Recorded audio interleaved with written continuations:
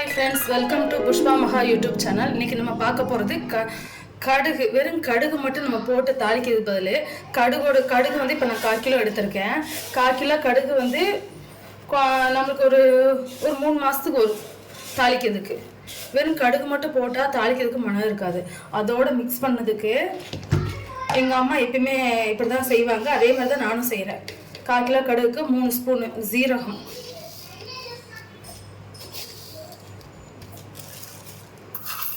1 spoon வெந்தயம், 1.5 spoon போட்டுக்கலாம். 1.5 spoon வெந்தயம், 3 ஸ்பூன் கடலைப்பருப்பு, குழம்பு போடுற கடலைப்பருப்பு,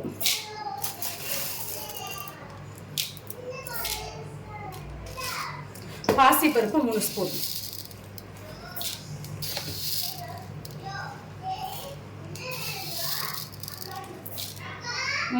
பாசிப்பருப்பு. அதோட வந்து இப்போ உளுந்த பருப்பு 3 ஸ்பூன் போட போகிறோம்.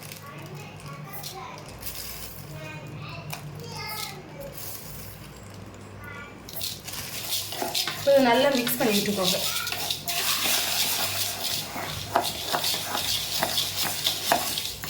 இது நம்மளுக்கு 6 மாதத்துக்கு அழகாக வரும். நல்லா மணமாகவும் இருக்கும். தாளிக்கும் போது ரொம்ப மணமாகவும் இருக்கும். இந்த கடுகு தாளிக்கும் போது ரொம்ப நல்ல மணமாகவும் இருக்கும். குழம்பு மணமாக இருக்கும். சட்னிக்கு எல்லாத்துக்குமே தாளிச்சுக்கலாம்.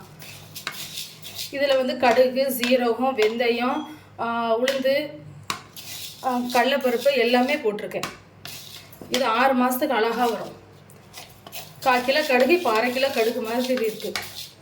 நீங்களும் ட்ரை பண்ணி பாருங்கள், உங்களுக்கு பிடிக்கும் கண்டிப்பாக. ஓகே ஃப்ரெண்ட்ஸ், இந்த கலவை உங்களுக்கு பிடிச்சிருந்துச்சுன்னா லைக் பண்ணுங்கள், ஷேர் பண்ணுங்கள், கமெண்ட் பண்ணுங்கள். நீங்களும் உங்கள் வீட்டில் ட்ரை பண்ணி பாருங்கள். கண்டிப்பாக இந்த மாதிரி பண்ணிங்கன்னா 6 மாதத்துக்கு அழகாக வரும்.